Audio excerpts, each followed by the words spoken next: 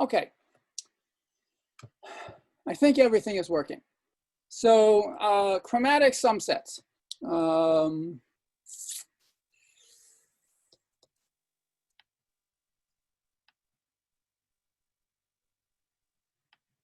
Okay, now we work. So for the benefit of everyone, especially people who were neither in Marseille a few hours ago nor at the seminar last week, I start with my favorite ancient theorem. We have two sets of integers, a and b, and the sum set a plus b consists of all the numbers you can write as the sum of an element of a plus an element of b. If you have h different sets of integers, then you have the sum of the h sets. Because every number you can write is the sum of something in a1 up to something in ah.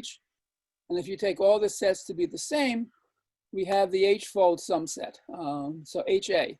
So this is all numbers that can be represented as a sum of h elements of the set A. And just to fix notation, UV, this is the interval of integers. So this is the all integers n between U and V. If you take a set A and multiply every element by D, that's the dilation, D star A. And we have the sum set U plus A and the different set V minus A. And we normalize our set so that the smallest element is 0 and the greatest common divisor of the elements is 1. So we know that if you have a normalized set, any set of integers whose greatest common divisor is 1, the subgroup of Z that the set generates is the whole group, is all of Z. If instead, for this normalized set of non-negative integers, we look at the semigroup they generate, what's called a numerical semigroup. So this is all non-negative integral linear combinations of elements of A. Then there's a basic theorem that says that this semigroup contains all integers from some point on, all sufficiently large numbers.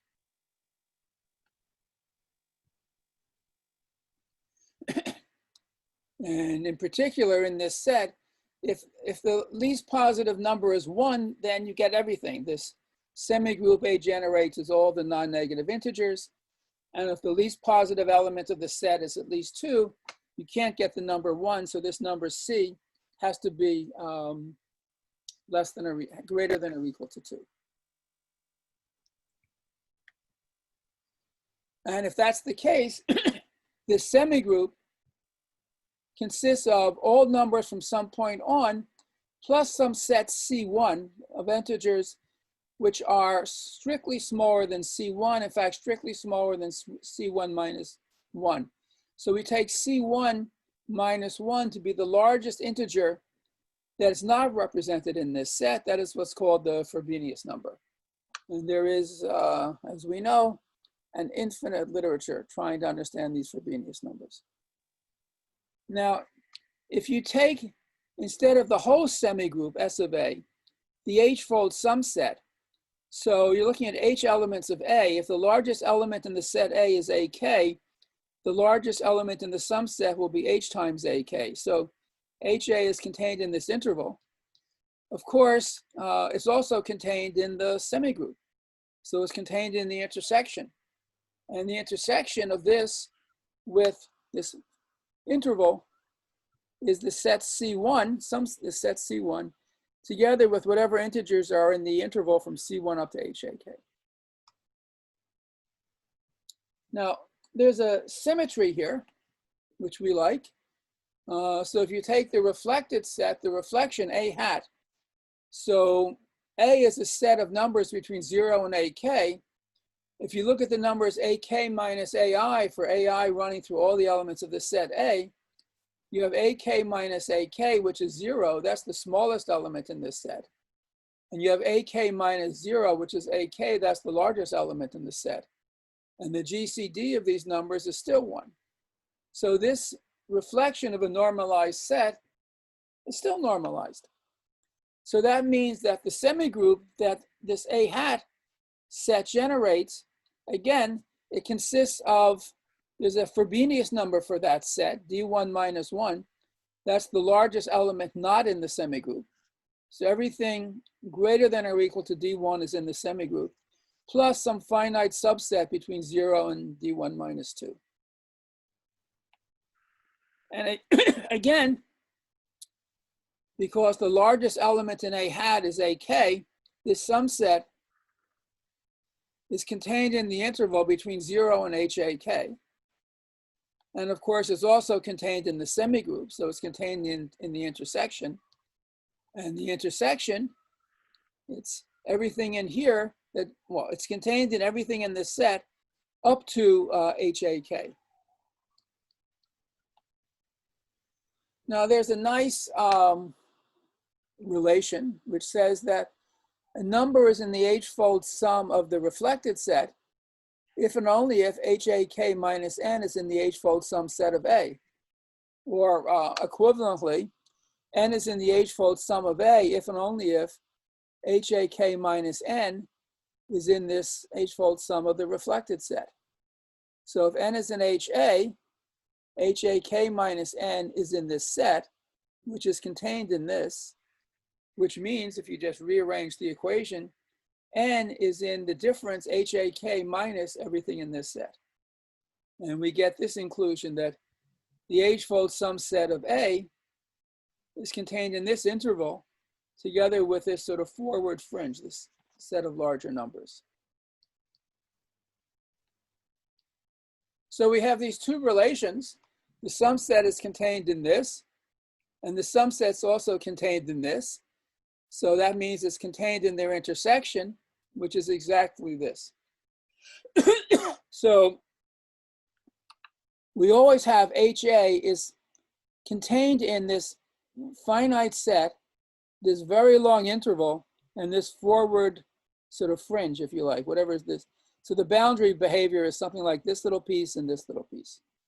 And the basic theorem says that if H is large enough, this inclusion is really an equality. So this is this theorem, which was about 50 years old now. If you have a normalized finite set of integers, there are integers C1 and D1. These are really the Frobenius numbers, basically, of the sets of the set A and its reflection, and finite sets in these intervals, such that this H-fold sum set is exactly C1 together with this forward fringe for all H sufficiently large from some point on. And there's an explicit value for when this starts. It's no bigger than this number, which is roughly K A sub K squared. So from my point of view, this is really what I wanted to know, that if H is large enough, you have this asymptotic structure for the set HA. In fact, I mean, not really asymptotic, it's rigid, and with some estimate for exactly when it starts.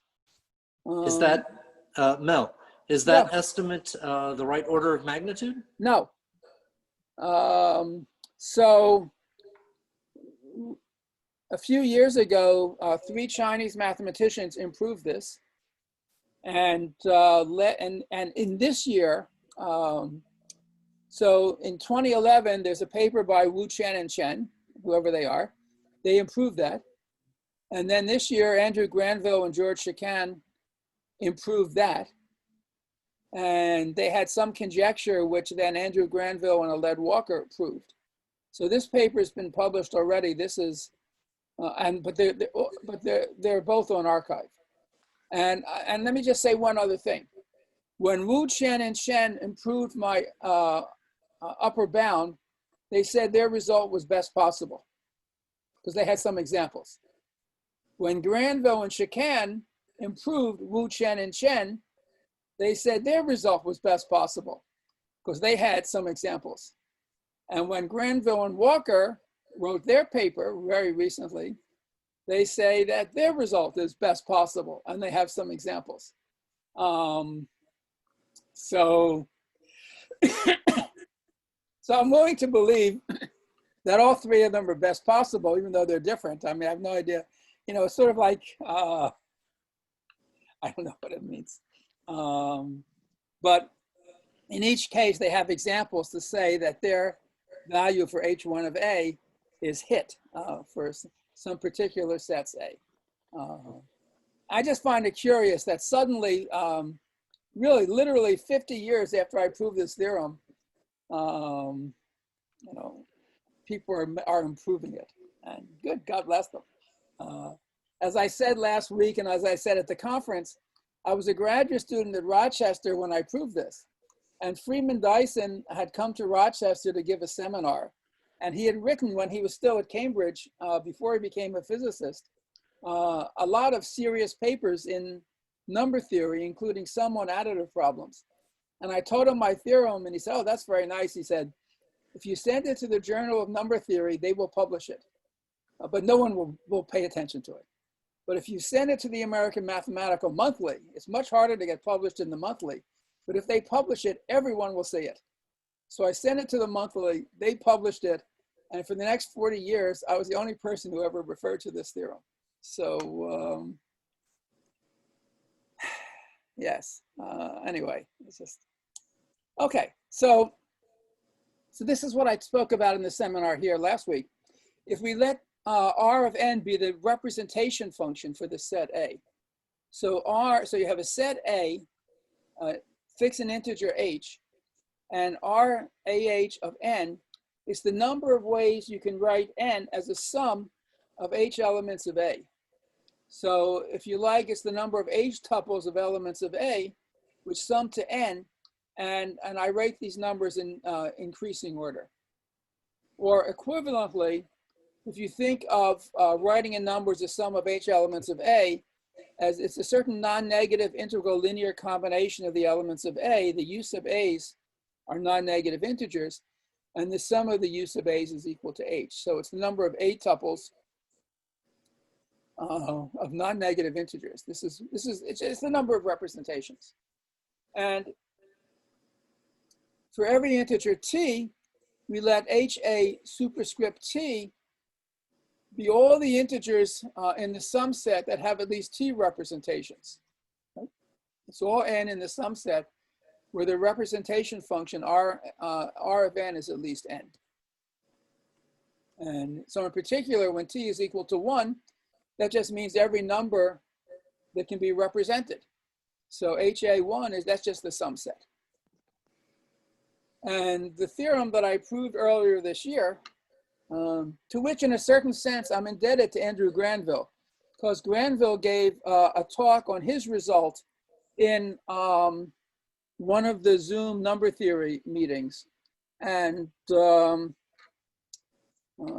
I was listening to his talk, basically, I thought about this as a kind of a generalization of the original problem. So this says the following.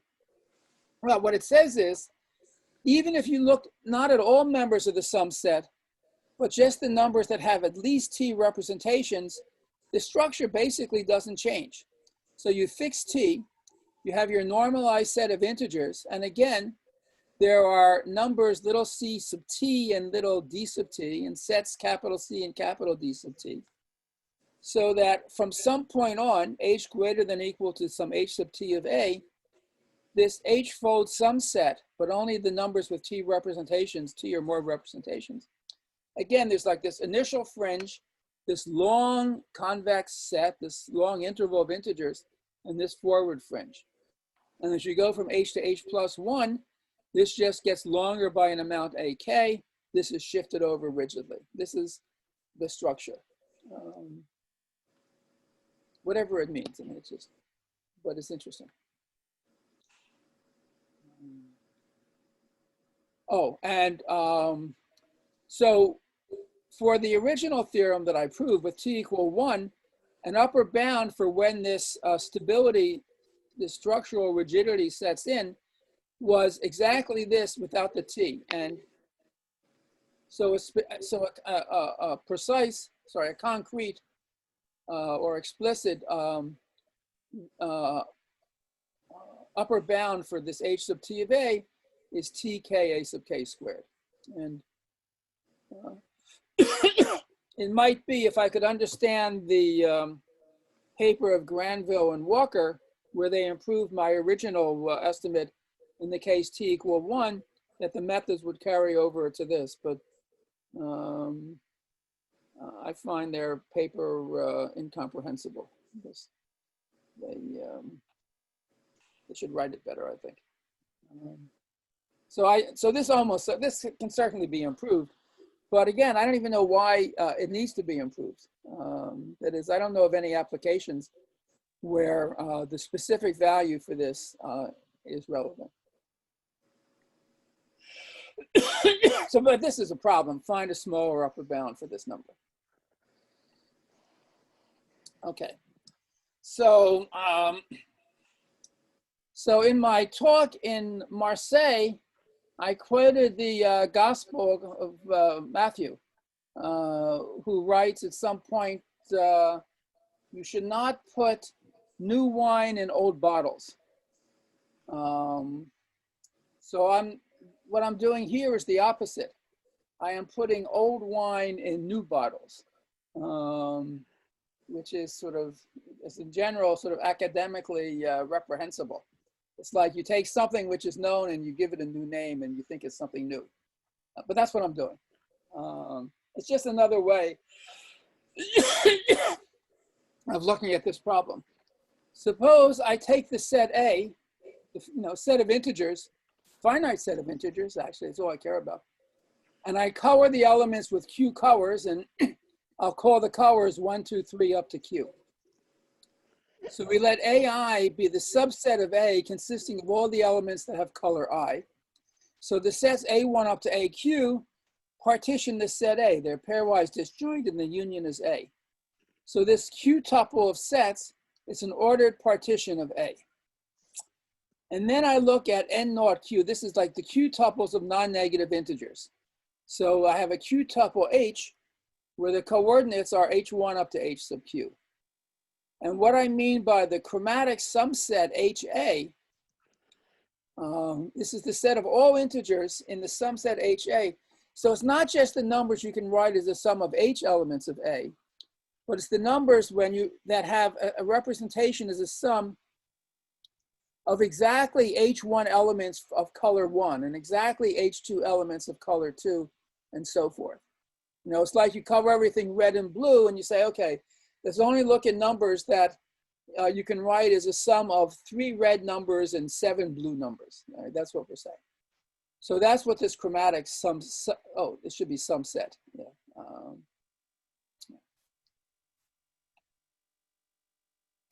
And this is just another way of writing this. An integer is in this chromatic sum set if it's a sum from 1 up to Q, and for each I, it's a sum of H sub I elements in the set capital AI. It's just a technical way to write it. Now, you can actually, I don't know whether the word is refined or the opposite of refined. You can actually allow elements of A to have more than one color. So, so we assign to every element of the set A maybe one color or more than one. The subset AI still consists of all the elements of A that have color I, and A is the union of these sets, but the sets now are not necessarily pairwise disjoint. That is, we don't need a pairwise disjointness condition. And we still have this definition of the chromatic sum set. It's exactly the same thing. So, yeah, I mean, this is just the definition. But you see, if you look at the subset H, A sub I, and you look at the H sub I sum set, what this chromatic sum set is, it's really the sum set of H1 times A1, H2 times A2 up to HQ times A sub Q. So this is a, what we call, it's a linear form in these sets A1 up to A sub Q. It's a homogeneous linear form. It's just H1, A1 up to H sub Q, A sub Q. And if you take another set B, what would be the inhomogeneous linear form is a sum set of this form. It's this chromatic sum set plus B. So this you would call an inhomogeneous linear form. So the notion of chromatic sum set is exactly the same as the idea of a homogeneous linear form. And it's just like a curious way to look at the problem. And we can define the chromatic representation function. It's the number of colored representations of n. That is, it's the number of, let's say, these q tuples. And this is an element, each of these is an element. These should be lowercase a's, I guess, I'm not sure. Well, no. So so this is the sum of h1 elements of a1. This is the sum of h sub q elements of a sub q, and so forth. It's just counting the number of chromatic representations. And just as in the case of a single set, we can look at the elements of the chromatic sum set that have at least t representations. And there's a theorem that describes exactly the structure of this set. So for every positive integer t and all sufficiently large all sufficiently large vectors h, we can describe the structure of this sum set. So you have to have an idea of what it means for one vector to be bigger than another, and the partial order is just coordinate-wise. So if you have the vector h1 and the vector h2, you say that h1 is less than or equal to h2 if each coordinate is less than or equal to the corresponding coordinate. Oops. Okay. Now, in the case of integers, we had the notion of normalization. That is, you take a finite set of integers, you can always normalize it by translating it so the smallest element in the set is 0, and then you divide by the greatest common divisor of the elements, and you get a set where the minimum element is 0 and the GCD, the greatest common divisor, is 1. So if we have a q tuple of sets of integers, we say it's normalized if the smallest element in each set is 0, and we don't require that the GCD of the elements in each set is 1. We require something less, which is that when you take the union of the q sets, the GCD of that union is 1. So, okay. So now I can state the theorem. So you have a normalized q tuple of finite sets of integers. In each of these sets, so the smallest element is 0 in each of these sets. We let AI star be the largest element in each of the sets, and then this vector A star is just the vector of the maximum elements in the sets. You fix a positive integer t, and then their integers c sub t and d sub t in finite sets, capital C and capital D sub t. And there's a fixed vector h, such that for every vector, fixed vector h sub t. So for every vector of non-negative integers, which is coordinate-wise greater than or equal to h sub t, this set, so this is h dot a is this chromatic sum set, and this is all the elements in this set with at least t representations. It has exactly the structure that we know and love, namely an initial fringe, a long interval of consecutive numbers, and then a terminal fringe. Now, in the case when q equals 1, this is just one set. This is the theorem about sets of integers I stated earlier. When q is bigger than 1, but t is 1, so you're just looking at the chromatic sum set. This is an old theorem that was proved by Sandy Hahn, Christoph Kierfel, a guy in Bergen, Norway, and I a long time ago. Really, the proof of this theorem, I mean, it's technically a little bit more difficult, but it doesn't use any idea which is not basically contained in this earlier paper of Hahn, Kierfel, and me.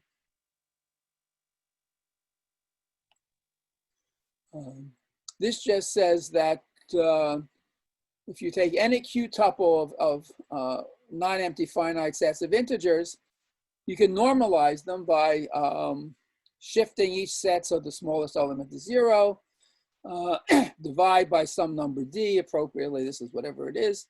You can get a normalized system, and So you start with a system of sets A prime. The normalized system is A, and the chromatic sum set is essentially determined by the chromatic sum set of the normalized system. That just means that you can reduce everything to the case that, the normalized case that I considered. So if you look at inhomogeneous linear forms, again, everything still works, is true. You have a Q tuple of sets of integers. You have a fixed H tuple of non-negative integers. You have an additional set B, finite set of integers. So H dot A, this is the chromatic sum set plus B. So this is the inhomogeneous sum set. You count the number of, in this case, Q plus 1 tuples. Basically, you're counting how many ways you can represent a number in this form. That's this. That's the appropriate representation function. And the theorem, here's the theorem. All you have to look at is the bottom line. It says that when you take this inhomogeneous linear form, there's an H, depending on T and B, and of course on A, such that for every vector coordinate-wise greater than or equal to this inhomogeneous chromatic sum set and all the numbers in the sum set with at least 2 representations will have exactly the same structure. So this early fringe, this rigid forward fringe, and this long interval of consecutive integers. So that is the theorem. So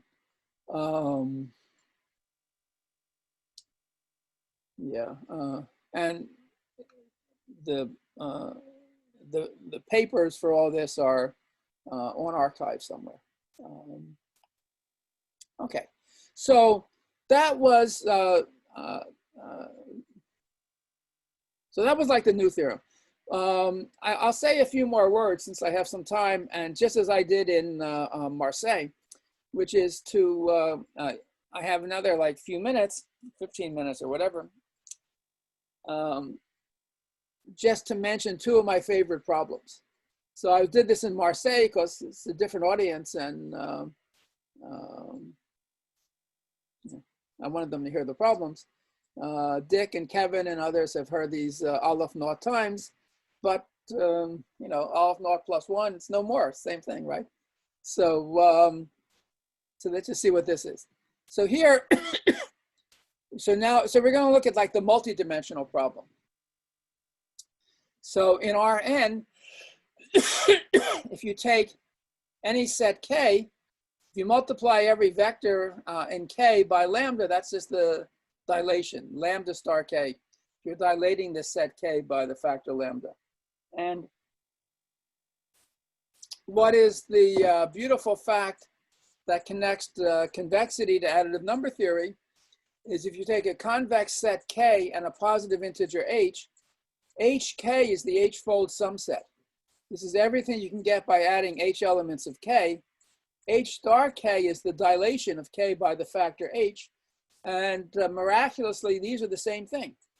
So if you take a convex set, whether you dilate it by a factor K or look at all sums, the so-called Minkowski sum, the H-fold Minkowski sum of elements of K, you get the same set. Now, if you start with a finite set of lattice points and take the convex hull, that is what's called a lattice polytope.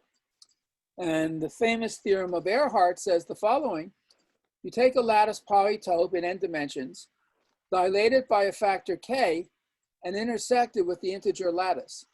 So you're looking at all the lattice points inside this dilated polytope. And Earhart's theorem, or one of his many theorems on this subject, says the following: how many elements, how many lattice points are in this dilated polytope? Well, there exists a polynomial, Q sub K, such that for H sufficiently large, the cardinality of this is exactly this polynomial evaluated at H. So there's actually a very rigid polynomial growth to the number of lattice points inside a dilated lattice polytope. If you don't have a lattice polytope is the convex hull of a finite set of lattice points. If instead of taking lattice points, you take points with rational coordinates, you get a similar result, but it's a, I forget what it's called. It's like a quasi-polynomial, I think is the word. It's just, it's basically you have some modulus m, and you have a set of m polynomials, and depending on the residue class of H mod m, you evaluate the polynomial at H, and you get the answer. But it's wait. enough. When do you get a quasi-polynomial? Under what conditions? Oh, if instead of taking a set of lattice points are vectors with integer coordinates, you take vectors with rational coordinates, rational numbers instead of integers. I see. Thanks. So this is the Earhart polynomial, about which little is known and much is unknown, but there still is a huge literature on the subject. And I have several friends who work in completely different fields of mathematics, and each has claimed to give the definitive answer about what is the Earhart polynomial. I mean, so what does it mean? So, like, you know that this is, what do we know about the Earhart polynomial? It's a polynomial, so long as your set of lattice points is really n-dimensional, that means it's not sitting in a hyperplane. The Earhart polynomial has, sorry, has degree n. What's the leading coefficient? The leading coefficient is the volume of the polytope. The codimension one term, so if it's in n dimensions, the coefficient of the of x to the n minus 1 is sort of the normalized surface area of the polytope. The constant term is an Euler characteristic, but all the coefficients inside, they're kind of mysterious. No one knows very much about them. But as I say, I have like one guy I know wrote a paper claiming to have completely solved the problem, and he can describe each coefficient in terms of the Chern class of something. Another friend of mine has a paper in which he claims to have solved the problem, and there's some sort of harmonic analysis interpretation of these coefficients. And I mean, there are lots of, I mean, it's a big subject, but part of the reason it's big is, I mean, it's extremely interesting, and this core thing here, no one understands. And it's also extremely interesting to understand what happens not once H hits this polynomial growth point, but for very small values of H. Yeah. But this is a geometry problem. You take a polytope, you dilate it, you look at the number of lattice points inside. Now, in additive number theory, what you would do is take the finite set of lattice points, don't look at the convex hull, just look at the H-fold sum set. Now, there's some geometry that says that if your set of lattice points is not lying in a hyperplane, then the subgroup that it generates, the set A generates, is a subgroup always of finite index in the whole lattice. And to make things a little bit easier, you can always assume, if you like, that you have a set of lattice points that as a subgroup generates the whole lattice. So this is a beautiful theorem of Hovansky from 1992, 1995. He's looking at the H-fold sum set. And his theorem says that there's another polynomial, P, depending on the set of lattice points, such that for H sufficiently large, the number of lattice points, the cardinality of the sum set, is the polynomial evaluated at H. And about the Earhart polynomial, I said little was known and much is unknown. About this polynomial, we can say very little is known and very much is unknown about this guy. The only thing, the simplest thing you can say is the following. If you take the H-fold sum set, it's certainly contained in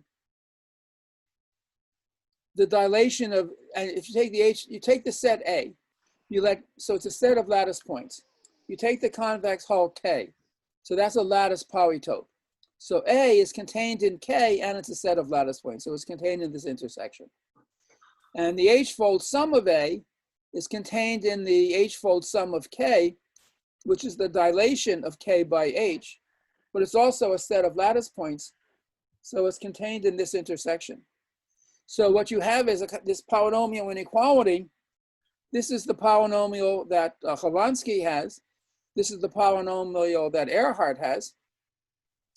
And since every lattice point in HA is contained in this, we have this inequality.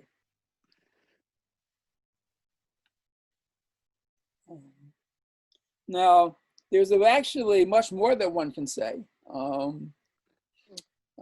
And the most interesting thing is the following.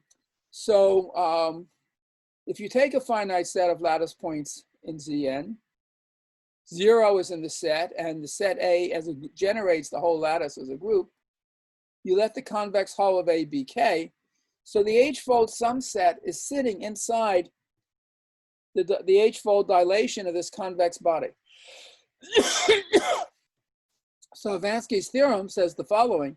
It's not hard to prove once you think of it, but it's hard to think of it. And it's surprising that, but then you try to prove it and you can prove it. There's a number delta, positive number that depends only on A, such that if X is in the polytope, X is a lattice point in the polytope dilated by K, by H. So X is in this dilated polytope. And this D, that just means the boundary of the polytope. So if X is at least the distance delta from the boundary, in fact, then X is always in the sum set HA. So this says you have your polytope, you dilate it. Inside you have lattice points, and some of those lattice points are in the ordinary sum set. And this beautiful theorem of Hovansky says that except for some boundary of thickness delta,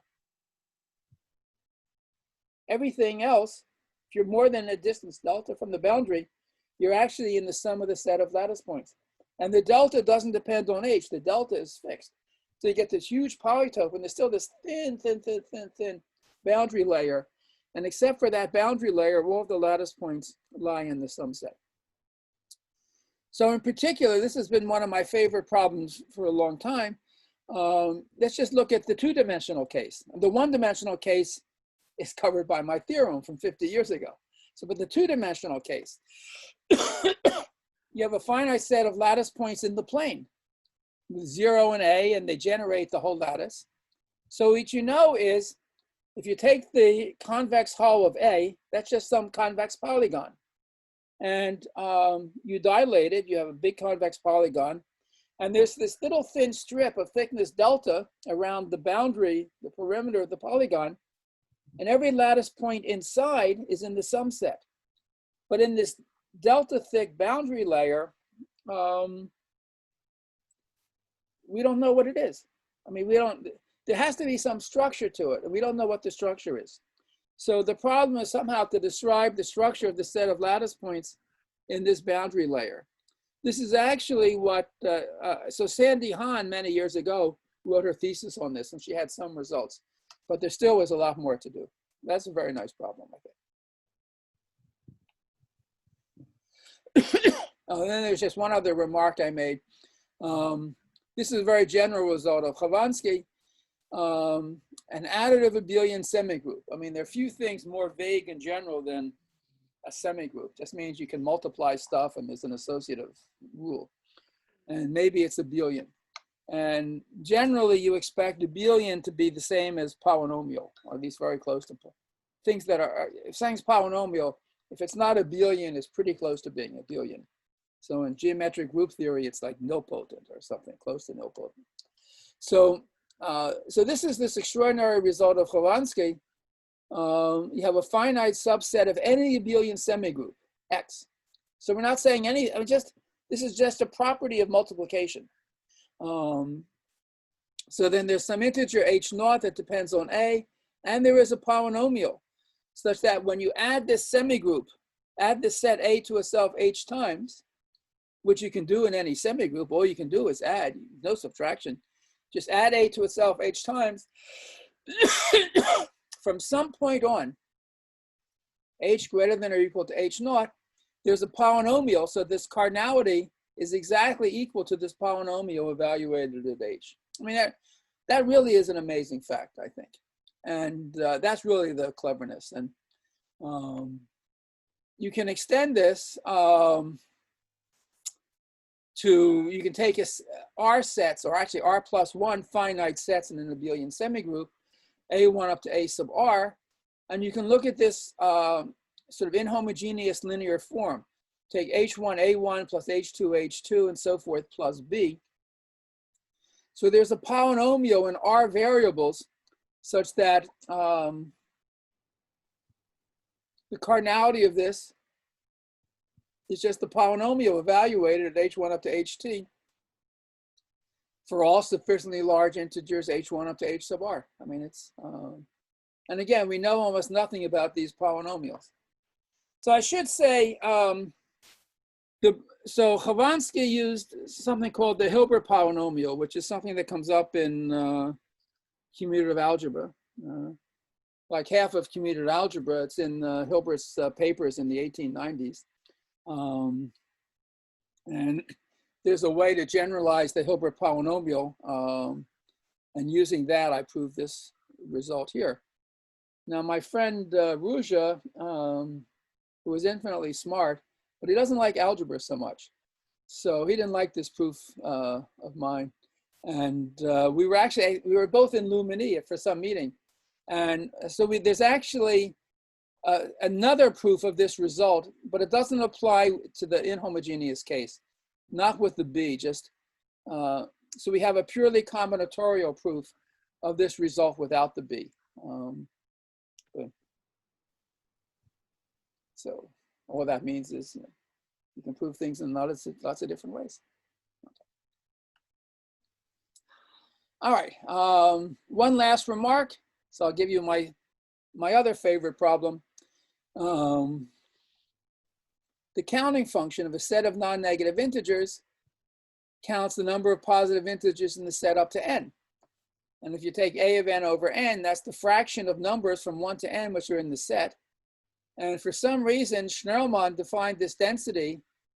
It's not the normal thing you would expect. He just takes the inf of this instead of the lim-inf. That's the Schnirelmann density, and he proved this inequality for Schnirelmann density, which I claim is probably the most important theorem in additive number theory in the 20th century, because it started everything, really. I mean, it's not obvious why this is so important, but it led to, for example, in his original paper, the first non-trivial result on the Goldbach conjecture. You could prove that every sufficiently large number was something like the sum of 100,000 or 1,000,000 primes. That was pretty good. I mean, it was great. I mean, it's the first thing. Mann improved this to get an inequality like this, that the Schnirelmann density is actually at least the Schnirelmann density of a sum is at least the sum of the Schnirelmann densities. In other words, that the Schnirelmann density is super additive, right? It's the sum, the density of A plus B is at least the density of A plus the density of B. And okay, but a more natural density is an asymptotic density. Instead of taking the inf, you take the lim-inf. You can't take the limit because the limit might not exist. But the lim-inf certainly does. And it's not the case that asymptotic density is super additive. And you take the simplest possible case. If you take A and B to be the even integers, you add them. So the even integers have density a half. And if you add the even integers to the even integers, you get the even integers. So the density of the sum is a half. And by a famous theorem, that's less than 1. But a half plus a half is 1. So it's not the case that the density of the sum is at least the sum of the densities. It's not. So asymptotic density is not super additive. And there's a great theorem of Martin Kinesia that says the only time asymptotic density is not super additive is essentially in this case, that if you take any sets of non-negative integers, either is super additive, the density of the sum is at least the sum of the densities, Or there's an integer G such that A and B are essentially unions of congruence classes modulo G, that it's something like this. And this is a beautiful theorem. So if you take a set of non-negative integers, an infinite set, with density 1, with GCD 1, and if there is some number H naught, so that the sum set H naught has positive Schnellmann density or even positive asymptotic density, no matter how small. So your set can have 0 density, but if you add it to itself enough times, eventually you have some positive density. If that's the case, then the set A is an asymptotic basis of order H. That means that there's an H where the H-fold sum set, HA, contains all numbers from some point on. So you take the set A, maybe it has 0 density, you start adding it to itself. 2A, 3A, 4A, you just keep on going. And if eventually you get some positive density, that means if you were to keep on going, you would actually get all the integers, except maybe some finite set missing. So suppose you have an infinite set of non-negative integers that doesn't have that property. So 0 is an A, that just means you can always translate the set, so 0 is an A. And suppose that for every H, the H-fold sum set always has density 0. So we have this increasing family of sets, A contained in, because 0 is an A, they're increasing. A is contained in 2A, contained in 3A. We get these sets getting bigger and bigger and bigger. What happens? You never get positive density. In particular, you never get all integers. You don't even get an infinite arithmetic progression. That's positive density. What happens? So this is the problem. Describe the appearance. So as you add this set to itself, something must be happening. That is, some kind of structures have to appear in the set. There's simple sets that have this property, like take the powers of 2. So you add the powers of 2 a finite number of times, it still has 0 density. I don't know. As you add a set to itself, and if it always has 0 density, it's like integrating a function. Think of addition as a kind of integration. You sort of like smooth it out. Things become simpler. So something has to happen, and I don't know what happens. So that's the question. So describe the appearance and evolution of structures in these sum sets as H goes to infinity. Yeah, that's my second favorite problem. And as I said in Marseille, what did I say? Oh, thank you. I'm all done. Right on time.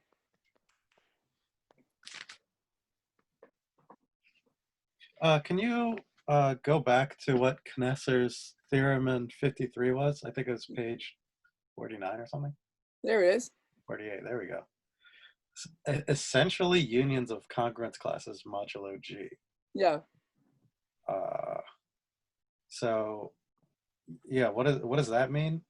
Essentially unions. So like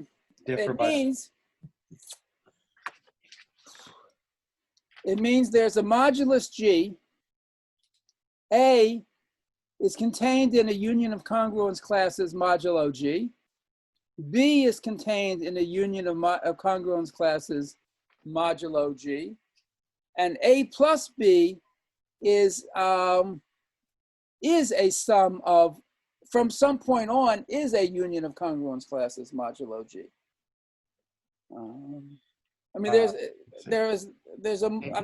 Obviously he says this in a much more precise way, and I am shortening it here. About 20 years ago, I spent a semester at Tel Aviv University, and Noga Alon was the chairman at the time, and he asked if I would teach a graduate course in additive number theory. And I basically spent half the semester proving this theorem. It's a beautiful theorem. Kinesier's paper is beautifully written. You have to know German, but so you know German. What everyone calls Kinesier's theorem these days is first of all, it's not in his paper. Second, it's much less impressive than this result. It's a theorem that says if you have a finite abelian group G, and if you take subsets A and B, and if you take the stabilizer of A plus B, then the cardinality of A plus B is at least the cardinality of A plus the cardinality of B minus the cardinality of H. It's a generalization of the Cauchy-Davenport theorem, where the group is the integers mod P. And everyone thinks that's Kinesia's theorem. And maybe it is his theorem. But that's not what his paper is about. His paper is about this. And if you take his theorem and you look at it mod G, you get what people call Kinesia's theorem, but it's proved now more generally, not just for Z mod MZ or Z mod GZ, but for any finite abelian group. But this really is a great paper. It was his, I think in Germany then, maybe still, they have two doctorates, right? It's like in Moscow, there used to be Kandidat Nauk and Dr. Nauk. So the Kandidat Nauk was like a PhD, and Dr. Nauk was a much higher level doctorate. So this was like the equivalent of his Dr. Nauk thesis in Germany. But then he went on to look at quadratic forms and algebraic groups and other things. He didn't do very much beyond his thesis on this subject.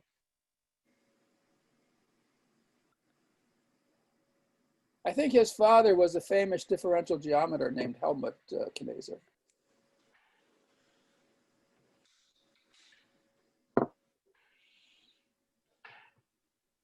Oh, anything else? No. I have a question. A little bit of an aside, right? But so you have this polynomial invariant corresponding to h-fold sums of. I'm sorry, I couldn't hear what you just said. I have a polynomial invariant corresponding to what? The h-fold sums corresponding to some finite subset of a semigroup, abelian semigroup, right? Yes. So, okay.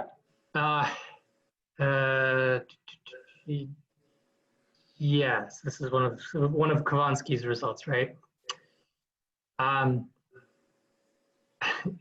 So, if you look at a particular semigroup, right, and you look over, say, all finite subsets A, and look at all corresponding such polynomials, that set is going to be a semigroup invariant, right? Question, is this an interesting semigroup invariant? I mean, you're asking what polynomials can describe sums of finite subsets of a semigroup? Yes, right? Because this is, by the definition of this, right? It's going to be, this set is going to be preserved under semigroup homomorphisms, isomorphisms. Yeah. And what I'm curious about is whether there's any sort of work looking at, what are these sets, and are these sets interesting? Do they tell you something? Like, do they tell you something interesting about the group, or does it just turn out that you get any odd polynomial regardless of what semigroup you choose, and it just doesn't tell you anything? So, I mean, you could ask, look at all the Earhart polynomials, right? That's a related problem. And you're sort of asking, is that set of polynomials interesting? Apart from the geometric origin, right? So. Well, I don't know what would be the right analog for the Ehrenreich polynomials, right? Because there you have a particular polynomial corresponding to a polytope. Right, so for all the finite sets of lattice points, you have a polynomial. You're asking for all the finite subsets. The thing is that you're looking at subsets inside of a particular semigroup. right? This is my point. Like, can you, here we're trying to use, what I'm saying is like, can we use these finite subsets to study the semigroup itself in some sense? Whereas okay. in the Earhart case, I don't know what you would be studying. I guess you would be studying Rn, which is somehow not so interesting. So just think about the one-dimensional case. You have a finite set of integers, and you add it to itself. So we know the structure. So we know the polynomial, how many elements are in the sum set. It's some linear polynomial. If the largest element is ak, it's akx minus something, and what's missing, and the constant term is the sum of the numbers that aren't in.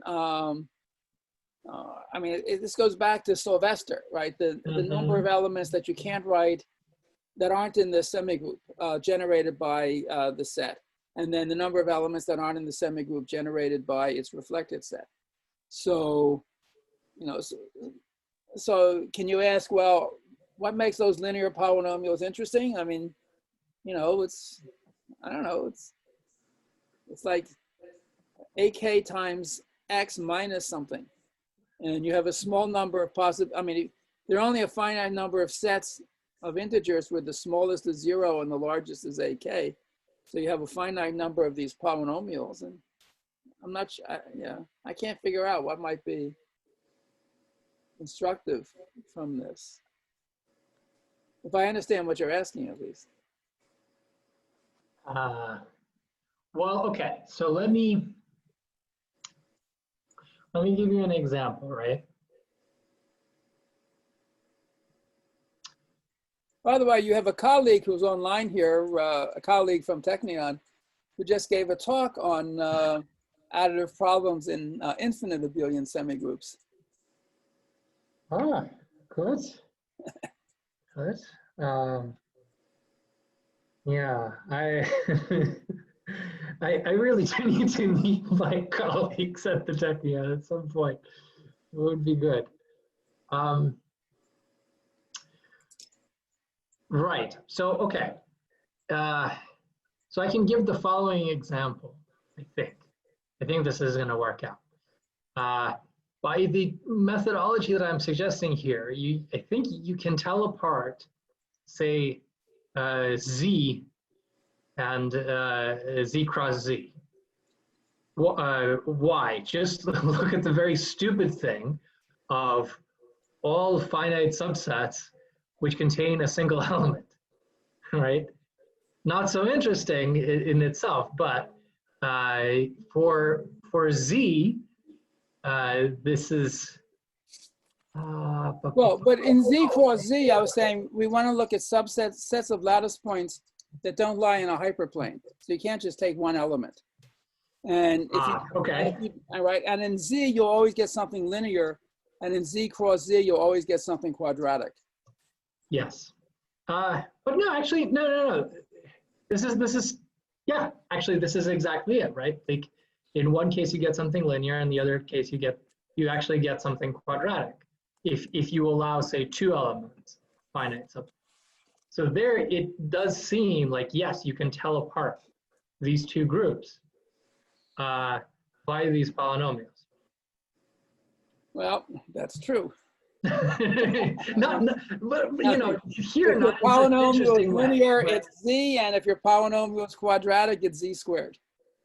Yeah, absolutely. I mean, this is never going to be interesting for finitely generated abelian groups, right? Because those are classified.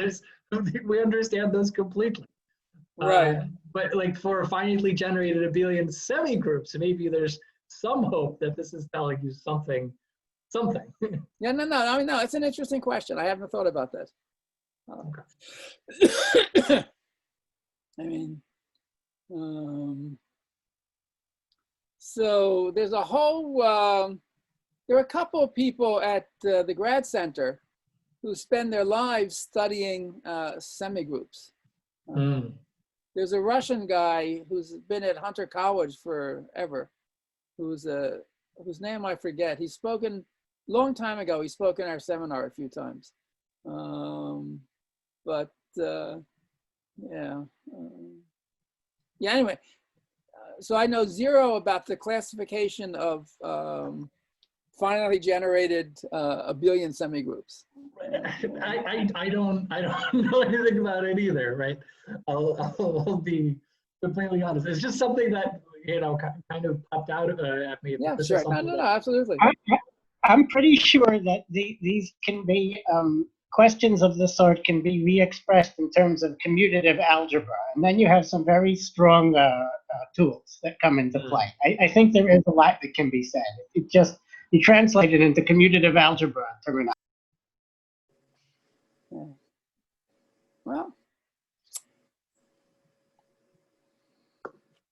good. Life is short and problems are long. Sure.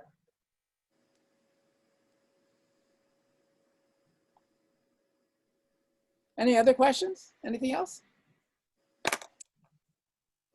Okay. I guess that is it for today. Hope everyone stays healthy, whatever. I was asked at one point. Yeah. Speaking of which, you were coughing quite a bit. Mel, Correct. are you feeling well? No, I just cough a lot. Unfortunately, I was coughing with the same frequency before COVID existed, even in China. So I just seem to like to cough. Maybe he was going to Marseille earlier today.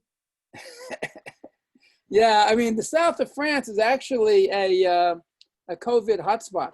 So It depends where. Marseille is, but Perpignan is not. well, Lumini is like a 15-minute bus ride from Marseille. So Well, yeah, it's basically on. No, it's not even 15 minutes bus ride from Marseille. Yes, Marseille is in a bad shape. yeah, and actually, I was surprised. I have a friend in Göttingen who was giving a talk at this meeting, and I assumed he was going to be there. And I said to him in an email that, "Oh, you're so lucky. I wish I were in Marseille because, you know, whatever." And he said, "No, in Germany, he wouldn't be allowed to go to the south of France. And if he did, he would be in quarantine when he got back for a long time. It was just considered too dangerous." I did notice that only about half the people in the room in Lumini were wearing their face masks, but That's how you could tell whether they're there or not. okay. Everybody, stay well, take care. Thanks. Many thanks. You too. Thanks Zoom for letting us stay at home and work. Thank you very much, Mel. Be well, everybody. Okay, bye all. Take care. Take care. Thank you. Bye-bye. Hitraot. Leitraot. Au revoir. Au revoir. Пока.